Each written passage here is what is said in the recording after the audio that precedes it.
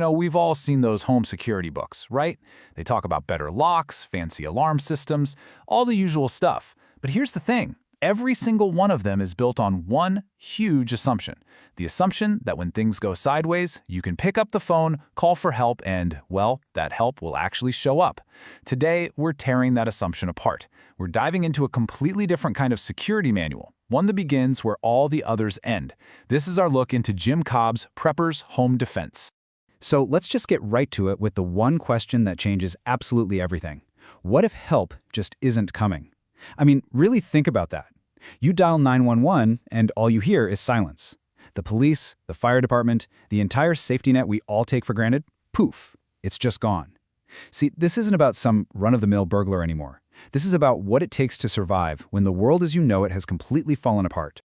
Take a look at your home. It's your sanctuary, right? It's where you feel safe, but in the kind of world we're talking about today, your home becomes something else entirely. It becomes a target. It's like a giant flashing sign for the desperate and the dangerous, a sign that screams, hey, there's food in here, water, shelter. So yeah, your home is your fortress, but it's also the #1 prize for anyone out there who has absolutely nothing left to lose. So to really get our heads around this, we have to completely change our thinking. Forget about the guy trying to sneak in and grab your flat-screen TV. We are talking about a full-on, post-collapse world. A world where the rules are gone, and the threats, well, they're on a whole other level of dangerous.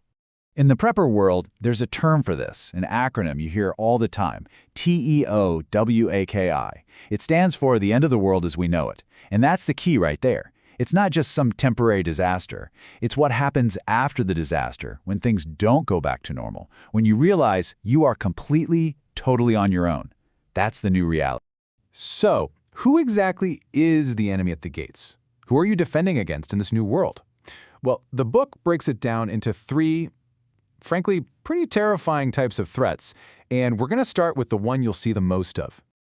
All right, threat number 1.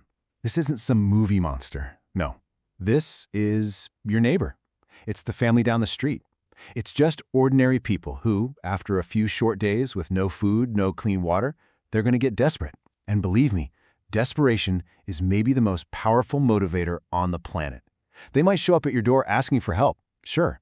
But how long until that polite knock becomes a fist banging on the door? How long before asking turns into taking? Okay, now the threat level really ramps up. We're talking about what preppers call MZBs. Stands for Mutant Zombie Bikers. Now, it's kind of this catch-all term for the organized, ruthless gangs that are absolutely going to form if you're thinking Mad Max. You are on the right track. These are packs of predators. They're armed, they're organized, and they just roll through the countryside taking whatever and whoever they want. And if you're not prepared, you're not a person to them. You're just prey. And then there's maybe the scariest threat of all, because it's so insidious. The power monger. Think about it. The former town officials, the local police chief, the people who are just used to being in charge. They'll use that old badge, that old title, to rally people around them. And then they'll come for your stockpile. But see, they won't come as looters. Oh no. They'll come demanding your supplies for the common good. They're the real wolves in sheep's clothing. So, facing all of this, it's not just about building bigger walls or buying more guns. Not at all. Your first and most important line of defense is right up here, in your head. It's about a total shift in your mindset, in how you see the world, and more importantly, how the world sees you. It all boils down to one critical military concept: OPSEC, Operations Security. It comes from that old wartime poster, loose lips sink ships. And it is everything in this scenario. Think about it. Every single person who knows you've got extra food or water filters or medical supplies, they are now a potential threat. Or maybe they're not, but they might tell someone who is. In a world with no rules, your single greatest power is to be completely and utterly forgotten.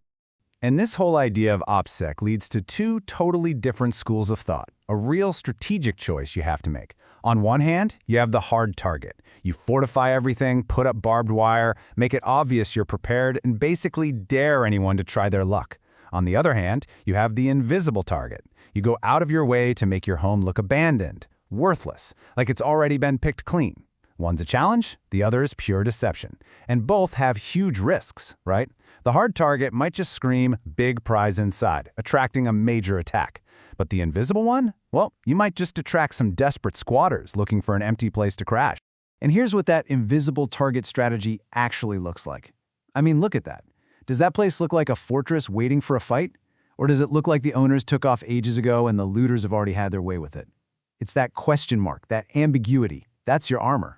A predator might just walk right on by, looking for a target that's a little more obvious. It is pure and simple psychological warfare. Okay, so all of this, the mindset, the OPSEC, it all boils down to a simple, three-part strategy that is the foundation for everything else. Deter, delay, defend. Say it again. Deter, delay, defend. Your first goal is to deter an attack from ever happening in the first place. If that fails, your next goal is to delay the attackers for as long as possible, to buy yourself precious time. And only when those first two have failed, only then, as an absolute last resort, do you defend. So how does this actually work in the real world? Let's get into the nuts and bolts of hardening your home, all through that lens of deter, delay, defend.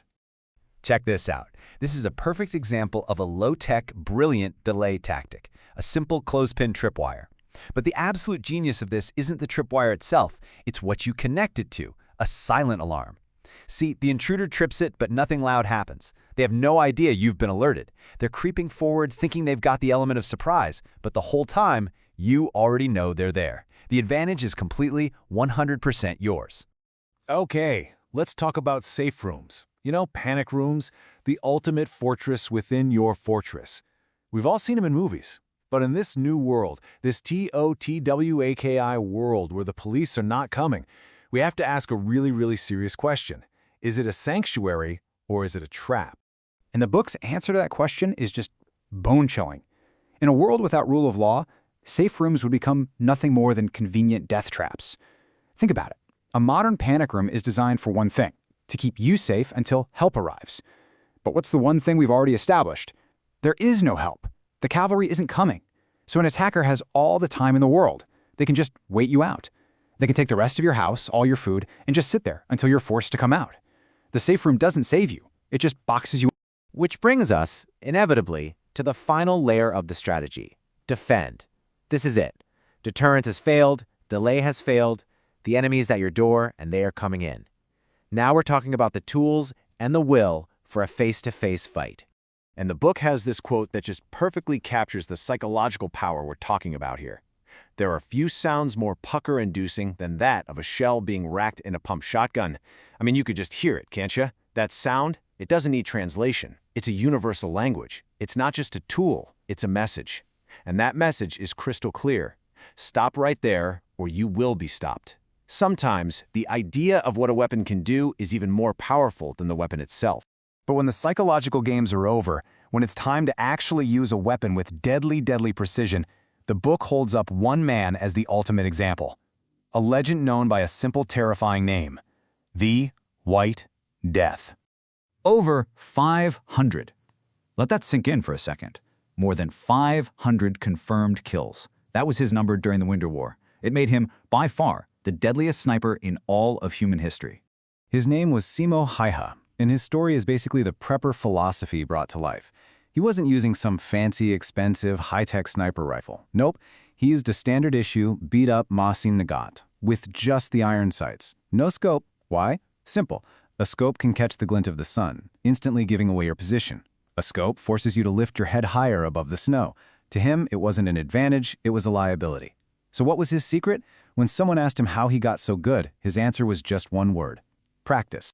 And that brutal practicality, it extends all the way down to the ugliest possible scenario. If it comes to hand-to-hand combat, the book is incredibly clear. This is not a sport. This is not a duel. There are no rules. There's no such thing as a fair fight. The one and only objective is to win, to survive, by any means necessary.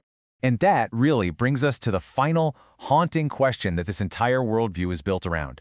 Because this was never really about the best locks or the right kind of ammo. It's about you. It's about what you're truly capable of.